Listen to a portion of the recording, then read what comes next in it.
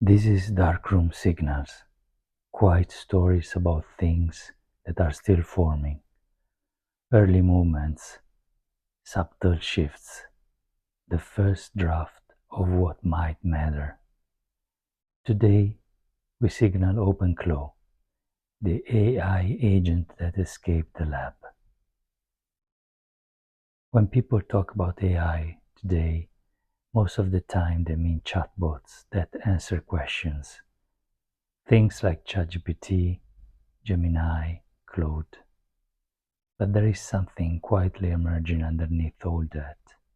Something that doesn't just talk, it acts. That's where OpenClaw comes in. OpenClaw is an open source autonomous AI agent, a piece of software that you can run on your own machine and that does things on your behalf rather than just responding to words. It can connect to messaging apps like WhatsApp or Telegram, read your inbox, check your calendar, help manage files, all through natural language and with persistent memory. It's not a hosted service.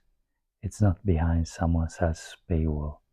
It lives in your hardware, under your control. And the difference? Autonomy plus self-hosting. It's where the story begins. The founder. OpenClaw didn't start as some corporate plan. It started with one person.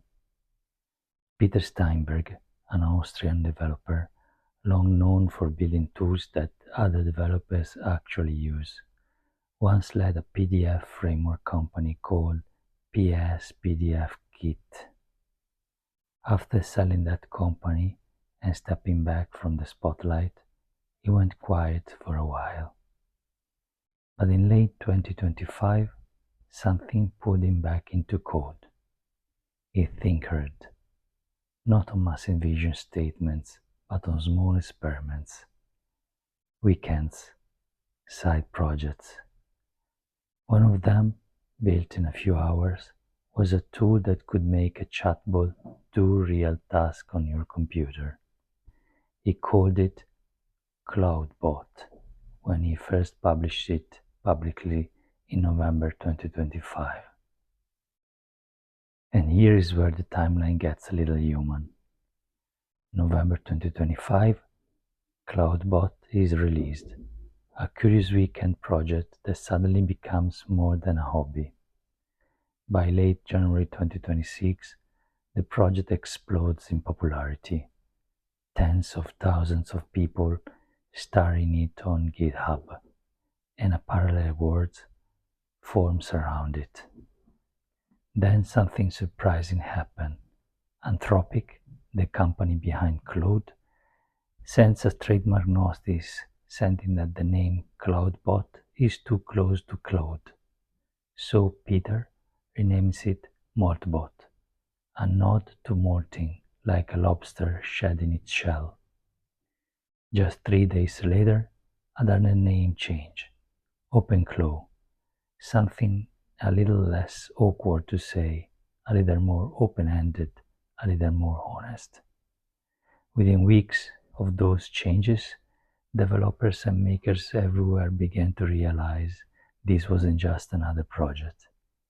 It was a movement, a window in what personal AI agent might feel like when they are not controlled by a big company's API keys or dashboard. By early February 2026, it had become one of the fastest growing open source AI projects in history. Tens of thousands of installations and hundreds of thousands of stars. And on February 14, 2026, Peter announced he would be joining OpenAI while ensuring OpenClaw would continue under a community foundation. It's messy, it's organic, it's not polished, and that's part of why it resonates. So, what does OpenClaw mean for people in real life? Imagine OpenClaw like hiring a new employee. Actually, not one, a small or a big team. One handles communication, one manages your calendar, one organizes information, one executes small operation tasks. But instead of sitting in an office, they live inside your system. You don't brief them with code, you brief them in plain English or whatever language you are most comfortable with. You say, from now on, monitor incoming leads and flag me the serious one. Or every day, summarize what happens this week. Or if a client asks for pricing, send them version B. And they don't just respond once, they continue working. They check, they follow up, they adjust. Sometimes they even message you on WhatsApp, on Telegram, on the same chats you already use every day. 2 new leads looks promising.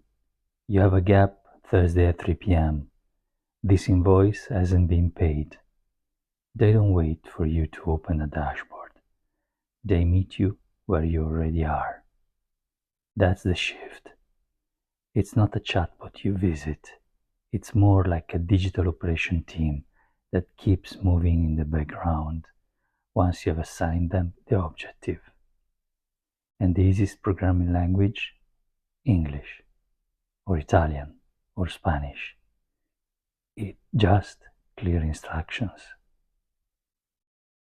Here's how I think about it in simple terms. It's a tool, not a miracle. OpenClaw can automate workflows, reading messages, scheduling, handling files, but it doesn't magically solve your business problems. It acts with the rules you give it. Don't install it to replace your brain. Treat it like an assistant, not an oracle. The smarter the question you ask, the better the result. Start small. Pick one workflow, maybe inbox triage or calendar management, and try that first. Let OpenClaw do one thing for you before trusting it with many more. Respect the risks. It runs on your system. It has access. That means risks. But be intentional with permissions. Back up your data. Know what you are enabling. In the darkroom, we don't chase shiny buzzwords. We look at what actually works, what actually changes your days. OpenClaw is one of those early sparks, an idea being tested in real time, not just in white papers. It's not the future yet, but it's the first shade of it. OpenClaw is still early, still imperfect, still evolving, but that's what makes it interesting. It's not a finished product, it's a signal, a glimpse of what work might look like when software doesn't just respond, but participates. We'll see where it goes. For now, it's forming. This was Darkroom Signals.